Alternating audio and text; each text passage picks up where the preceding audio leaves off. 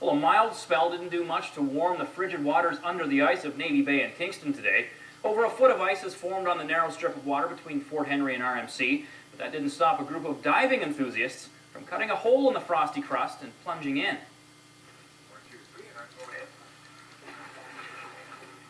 For some, life is something you just have to dive into. These three brave men are all members of the Dolphins Diving Club, a group made up of mostly current and retired military from the Kingston area. It's open to all serving members and retired from the military community and the dependents. But we also take quite a large number of civilians. We're right up to 20% of civilians in the club. They enjoy the sport so much, they wouldn't even let 14 inches of ice stop them from doing what they love most. There we go. For those who are not aware, Kingston, of course, is one of the freshwater wreck capitals in the world. But getting to those sites this time of year is much more challenging than during the summer.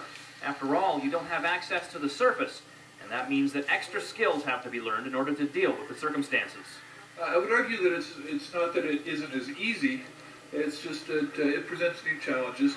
Ice diving, obviously being in underneath the ice, you don't have direct access to the surface. But the challenges presented by ice diving are more than made up for by the rewards.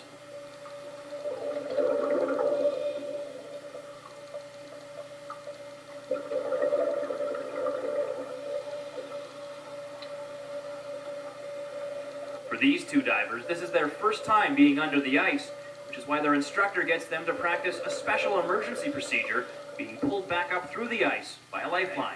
Okay, good.